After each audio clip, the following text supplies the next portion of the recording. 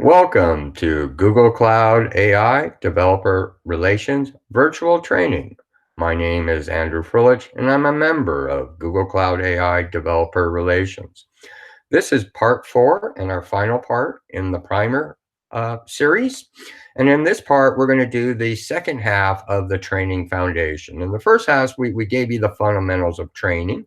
And in this part, we're going to show you how to, in a sense, enhance that training capability through data preprocessing and data augmentation. So let's talk a moment what we mean by that.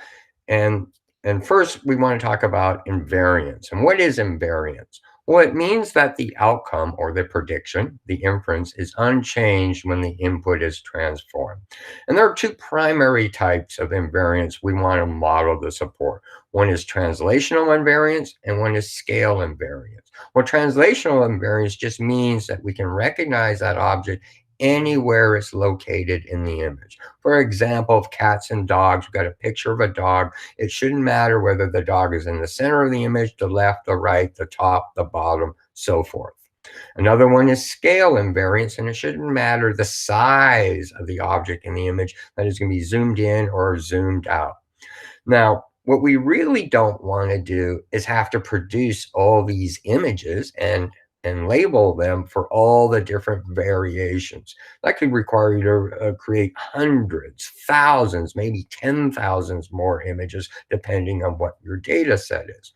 Well, fortunately, through data augmentation, or more specifically, image augmentation, we can automatically synthesize these images for you. So where does this fit? Well, this is part of the training pipeline, and we refer to it as an image augmentation pipeline that, in a sense, is injected into the training pipeline. So if you recall from part 3, when we talked about training, we had our training data here. And from that, we're going to draw batches. And then these batches normally would have been fed directly into the model. But in this case, before feeding them into the model, we're going to have some process here that's going to randomly select some subset of these images. It's typically around 50%. And then for those 50% images that have been randomly selected from these batches, we're going to do some random translation. And that's going to give us a modified batch. So in this example, half the images are the original images and half the images have some random translation done to them. And it's in the modified batch that we're going to feed to the model during training. So in translational invariance, typically what we're looking at is changing the vertical or horizontal location. It can be anywhere in the picture, and also rotation. It can be any rotation in the picture. And these types of operations, particularly the vertical, the horizontal transformation, or the orientation, can be handled by really efficient matrix operations. And likewise, certain rotations can be typically handled by a matrix transpose operations. And these are extremely inline, efficient operations. So let's kind of start with an example here. So we're going to start off as if our image is this apple. And if we did a vertical flip, it would look like this. You can see how the leaf is now facing the other way. And if we did a horizontal flip, it would be upside down. And these can be done through a matrix transpose operations without any interpolation of the pixel data. That means we don't have to modify any of the pixel values. We're just going to change their locations in this matrix. So I'm going to show you a few different ways of doing this. First, going to show you in PIL, then OpenCV, and then in NumPy. Okay, so we'll start with PIL. So we're going to, from PIL, we're going to import the image class. And that allows us to do a lot of different operations on images. For example, I can read into memory this apple picture. And here I'm just going to show it, which corresponds to this first picture here. And then I'm going to do a transpose operation. We're going to flip it left and right. That gives us our mirror. I'm going to display it. Then I'm going to flip it top and bottom, which I'm going to show it. So these three shows correspond to these three pictures. So let's go ahead and now do it in OpenCV. People have different preferences between Pill and OpenCV. I like OpenCV myself. The reasons I do is that it has more functions in it. It's a lot more flexible. It's actually faster. And the other part of it I like is it actually reads the data into a NumPy format. If you're using Pill, when you're all done, you still have to translate that object into a NumPy array. So this conceptually does the same thing. I've read in the image. I'm going to show the original image. And here the method is called flip. If I give it a 1, it flips on the vertical axis. If I flip it 0, it flips it on the horizontal axis. So these three operations give you the same picture as over here. This can also be done just directly in NumPy. NumPy has a flip method. So here I'm going to use OpenCV to read it in as a NumPy, a matrix. And then flip 1 is on my vertical, flip 0 is my horizontal. So let's now talk about rotate. Now, if we were rotating on 90 degrees, 90 multiples of 90 degrees, 90, 180, 270, we can move the pixels in the data without having to modify any of the pixels. And again, this is very efficient operation. So here's an example where we have flip at 90, 180, 270. So let's go ahead and first demonstrate how to do that in Pill. So again, we're going to read in the image. Then we're going to rotate at 90, show it. We're going to rotate at 180, show it. We're going to rotate at 270, show it. So these three operations produce these three pictures here. Okay, in OpenCV, we don't actually support, it doesn't actually support 90 and 270, but it does have a 180-degree one you can do using the flip operation. If you recall, with 1 and 0, we could do a vertical and a horizontal flip. With a -1, we do, with the flip method, do 180-degree rotation. You can do it in NumPy. Let's go ahead and just read the image in again as a NumPy multi-dimensional array. In this case, yeah, okay. And NumPy has a method called rotate 90, and the number of times this value here you tell it to rotate is the angle you're rotating on. So you do it once, it's 90 degrees. You do it twice, it's 180 degrees. You do it 3 times, it's 270 degrees. So let's look at another rotation. Let's say you want to pick an arbitrary rotation between -80 and 180 that is not a multiple of 90. Okay. But the problem when you do this is you're going to have some clipping, which I show in here, meaning some of the image is going to go, you could say, into this imaginary space and be clipped. And then, of course, this other part here is going to be padded, generally 0 padded, which makes it black. So one of the things we want to do is how can we do an arbitrary rotation without this clipping? Well, Adrian Rosebrook, he's well known in the OpenC world, has this great, wonderful utility module that's built on top of OpenCV. And one of them is IMUtil's rotate bounds that solves this problem. So you give it an image and how much rotation. And what it does is internally, it calculates how much of the image would be clipped based on this. And then it makes a larger image to compensate for that, pastes in your image into that, and then rotates it so nothing gets clipped. And then you get back that slightly larger image, and finally you just simply resize that back into the original size you wanted. Now also notice I'm using this interpolation algorithm. When you're resizing, if you make something smaller, you're making fewer pixels than what you start with. And when you're resizing, making it larger, you're making more pixels than what you started with. And somehow you have to figure out what these pixel values need to be. That's called interpolation.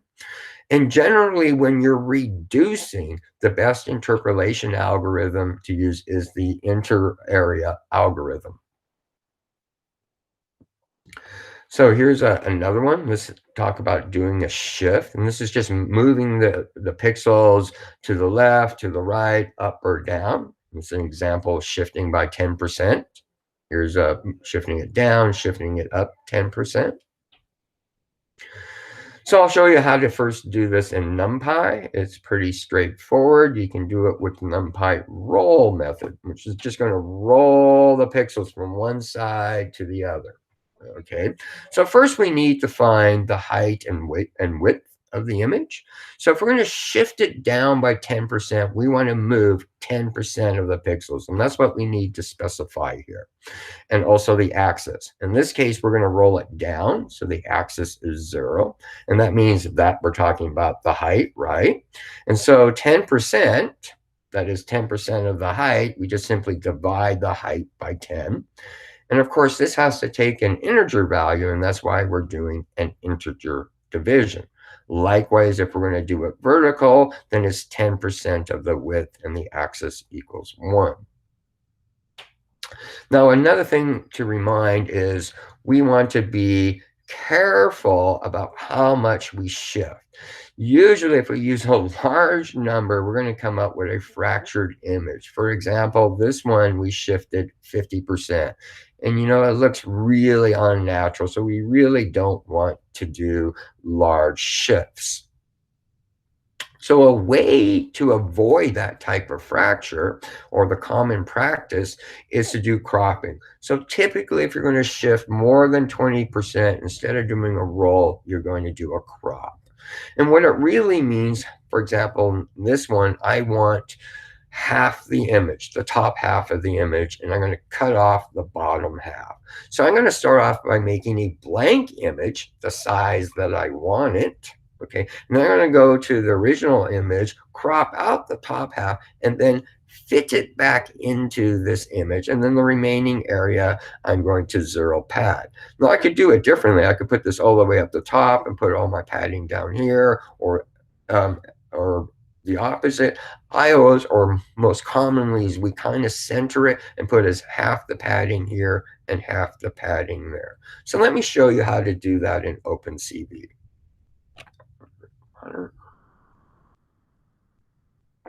Well, so we're going to read in the image here, and we're going to get the height and width of the image. And we're going to drop the bottom half here. So I'm going to use a Python array slicing. Again, I won't go into details. If you're not familiar with array slicing in Python, I recommend going to a reference to get familiar. But this sequence here says take the bottom half of the pixels and throw the rest away. Now in OpenCV, there is a method called a copy make border. It does two things. You specify, so it creates a blank image, and you give it the image you want to insert into it and where in there you want to insert it. Well, now we kind of centered it on the height halfway, and we know it's only half as big as it originally was. So that half of that, which is 1/4, we want on top and 1/4 on bottom, and hence why we have this division by 4. Okay, so let's talk about scale invariance. Again, this is being able to zoom in and out, but it also refers to affine operations or transformations that modify the object that can be viewed from a different perspective. So zoom is pretty straightforward. We're going to either zoom in or zoom out, and this is typically done through a resize and crop operation. So in this example, I did a zoom in by a factor of 2. So let me show you some code how to do this. I'm not going to go into too much detail on this code. Again, you have access to the slides and you can look at it in detail. But first, I'm going to set my zoom. I'm going to zoom by a factor of 2, and I need to know the height and width because I want to calculate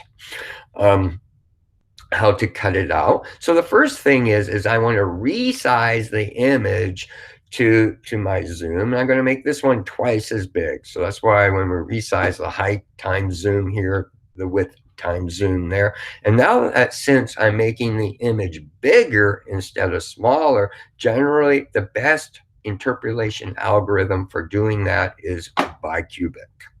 So now I want to find the center of the image. So of course, it's going to be take the height and the width, divide it by 2. That's going to give me the center point. And then I want to calculate the crop upper left corner. Okay, and from that, I'm going to calculate a bounding box around the crop. And then finally, I'm going to use the crop method to cut out of that original image that crop image and return that. And if I showed that, then I would see this here. Okay, the next thing is affine. I'm not going to actually go into too much detail. It's really kind of a more advanced than for a primer, just sort of giving you an idea of what it is. But generally what it means is, think about an image as 2 sets of parallel lines. You have your horizontal lines and your vertical lines. And one set of those lines, or planes we sometimes call it, you're going to keep constant, and the other set you're going to warp. And by warping that, we in a sense give the illusion that we have changed the perspective, viewing perspective of the image. I have a little short code sequence here about how to do that. I'm not going to go into detail here. You can look at this code sequence, and I would recommend, if you want to do affines, to review a tutorial specifically on it, because it's fairly in-depth and quite a bit to learn. Okay, so up to this, now I kind of showed you all these different ways of doing transformations. And you ask yourself, well, isn't there an automatic way of doing it? Yes, there is. And in TensorFlow-Keras, that's done with the class image data generator. And you might ask, well, why did you show me all these underlying ways of doing it when it can be done automatically? One, it's kind of just good to know how it really happens under the covers. The other thing is, when you get into the real world data set, real world production, there's always something unique, specific to what you're doing. And it's good to know what happens under the covers, because the automatic tool may not be able to do what you need. And by having these skills, you can make those minor little tweaks that makes your model or models competitive in the marketplace. But for the standard invariance, translational invariance, or transform invariance, this is a subset of the arguments, parameters you can give to image data generator when you instantiate it. So you can tell it the horizontal or vertical flip. You can tell it a range for rotation, a range for zoom, a range for shifting both width and height. And when we haven't covered, a range for brightness. And that's typically used to take like a daylight picture and make it like it's night, or a nighttime picture and make it look like day. And what data generator does is, once you have the generator, you give it your training data, and it will generate batches out of it. But as it generates batches, it will do these random transformations according to your parameters on 50% of the images. So here I'm going to just sort of do a little setup how to do this. If you're going to do it by hand. So from TensorFlow-Keras preprocessing image, we're going to import the image data generator class. Okay.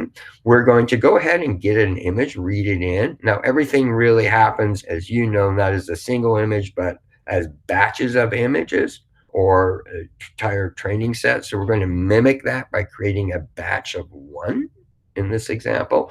And then we're going to instantiate our data generator. And remember, this is a Python generator. And we're going to specify when we instantiate it that the transformations, random transformations, we're going to do as a horizontal and a vertical flip. So here we just sort of emulate as if we were feeding. So in data gen, there are a number of methods. And the method we're going to show here is flow. That might seem like an odd name for a method. Think of it as feed. We're going to feed batches of data, generate batches of data, and feed it to the model during training. Okay?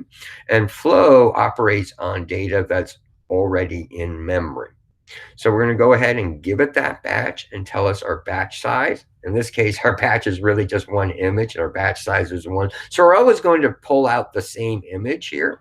We're going to do this 6 times, but half the times, 3 of them, it'll be the original image, and 3 times it will be a randomly transformed image. So I'm going to just briefly cover some of the other options here. And when you instantiate image data generator, here it is where I'm setting a random range between 0 and 60, a random rotation between 1/2 and 2, a random shift on height and width of 20%, a random brightness range of 1/2 to 2. Okay, so that kind of now covers how to do training and pre-processing of everything that's already in memory, which is generally fine for most academic or educational data sets, but not for the real world. Possibly you might have hardware and memory that's really huge. You can even in the real world put it all in memory, but typically at some point it's too big to hold it all in memory. So you're going to have your training data on disk, and you're going to have to feed from disk your batches into the model. And as you feed them, you have to pull off the disk, you're going to have to do some pre-processing of that image data before it's fed to the model. So, yeah. So let's kind of look at the standard ways you might see how data sets are laid out on disk. So one of the most common ways is in a folder structure. You have some parent folder here. I used the example cats and dogs. And then each subfolder corresponds to a class. So one subfolder is cats, one is dogs. And then under each one of these is the corresponding images. So these all are images of cats. These are all images of dogs. In some cases, they may be pre-split. And usually then you see an additional layer of subfolders. So in this case, underneath cats and dogs is train and test. And then below that, we have the split by class, cats, dogs, cats, dogs.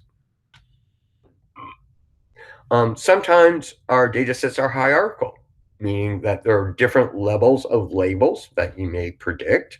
So again, we'll use the cats and dogs one. So at the top level, we'll say cats and dogs, and then break that down into breeds.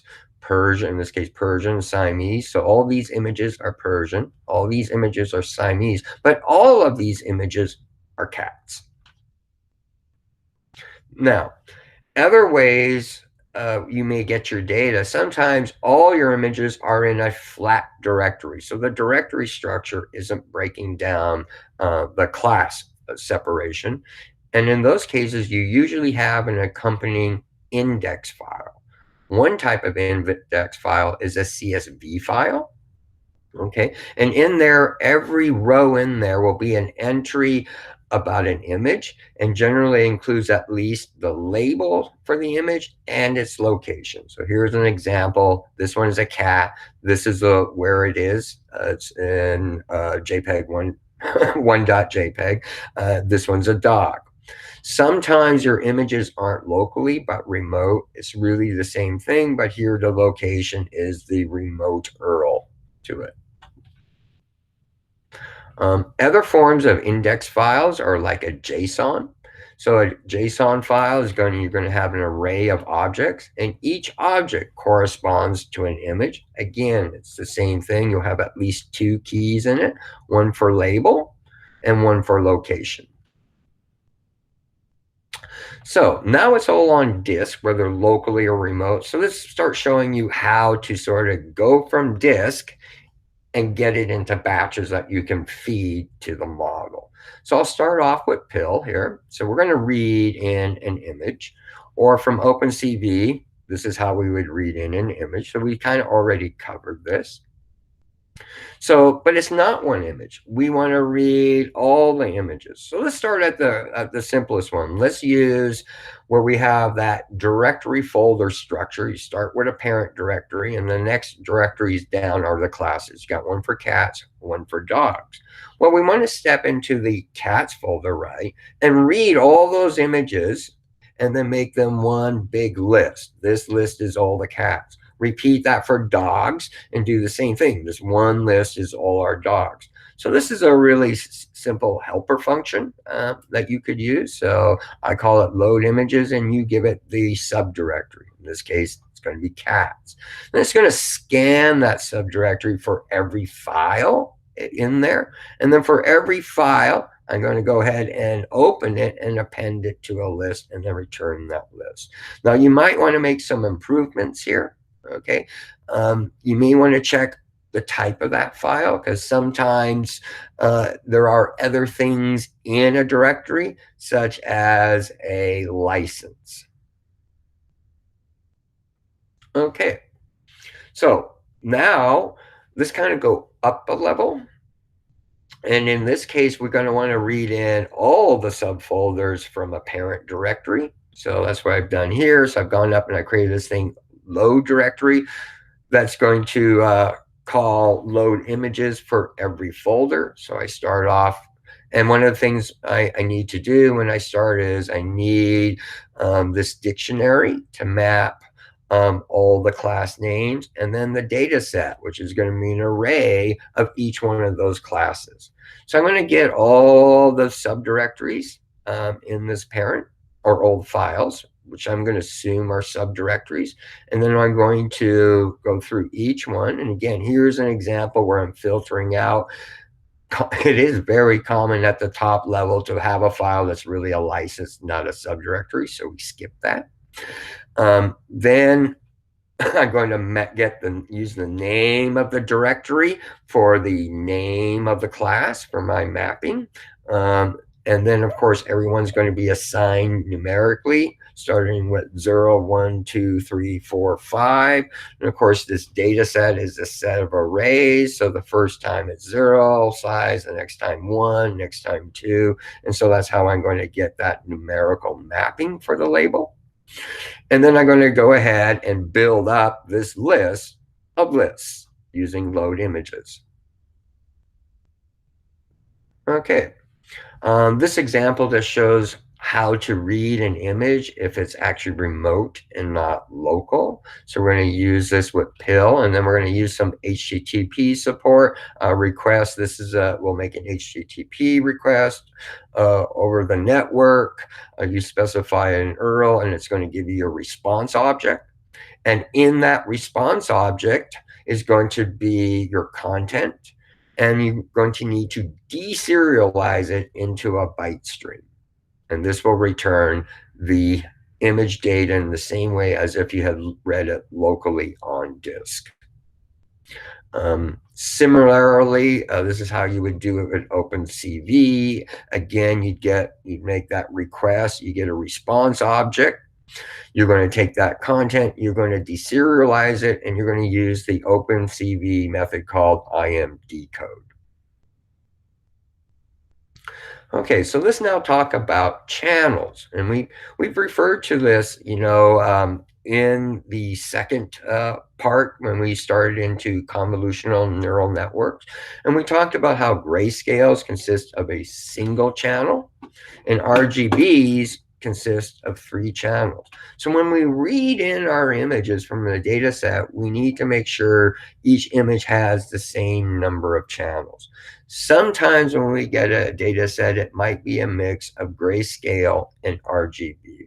And if our model is set up for grayscale, all the RGB ones need to be made grayscale. And conversely, if our model is set up for RGB, all our grayscale ones need to be converted to RGB. And that's what channel conversion is.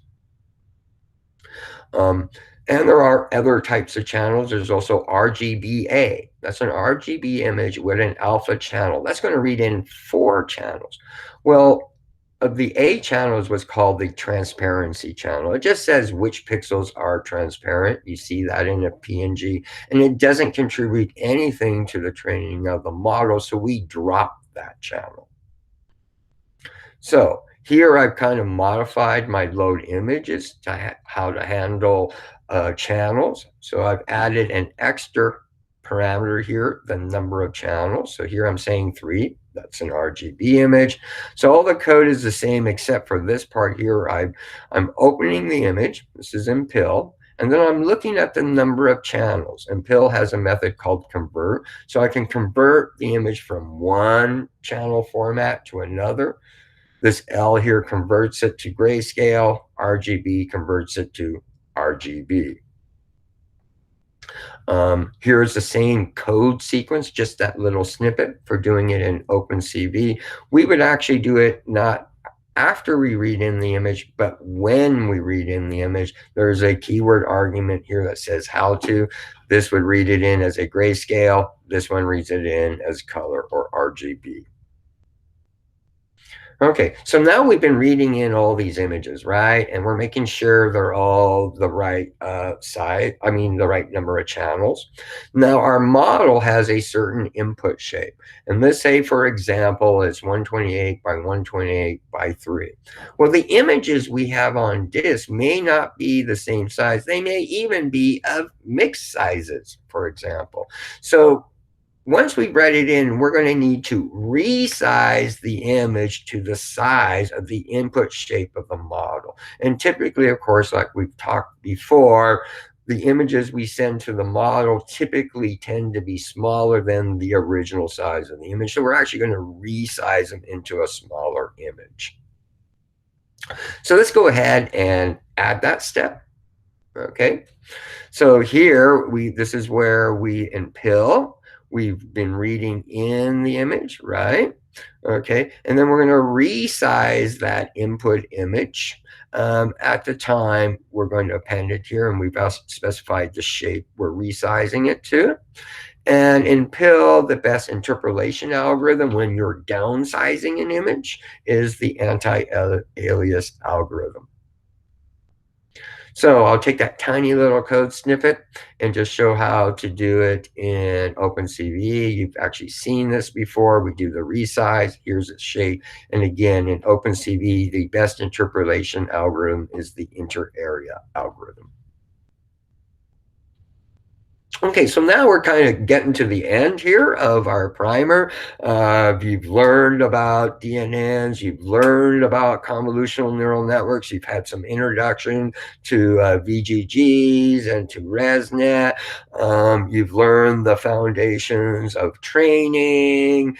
You learned how to improve on that training through data augmentation. You got real models, but they're in memory or on your laptop. You want to deploy them. Well, the last sort of final steps here is you need to save that model, and at some point later on, restore that model to deploy it. So here I'm showing as we've trained some model here. This model object is now fully trained. And we can use the save method now to save that model to disk. And here you're specifying then the location of where you're going to save it.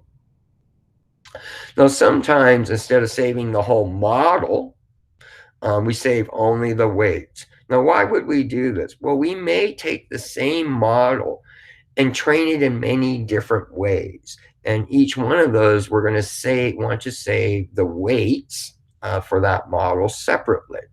So when you do use the save weights for that, you're actually saving only the weights, and you're saving them in the TensorFlow checkpoint format. Okay, and then the last step, of course, is restoring. So if I want to restore the whole model from TensorFlow-Keras models, I'm going to import load model, and I'm going to load this now pre-trained model by specifying the location. So that's going to completely recreate the model in memory. If instead I want to select a specific weight set that I've trained for that model, so I'm going to import load weights. First, I'm going to load the model itself, and then I'm going to load that specific weight set. So that's the end of our primer. Thank you for joining us here. There is one final code lab here, and that's the one of getting familiar with the data engineering. This is our short bit.ly link to it. And again, thank you for attending our virtual training session on deep learning.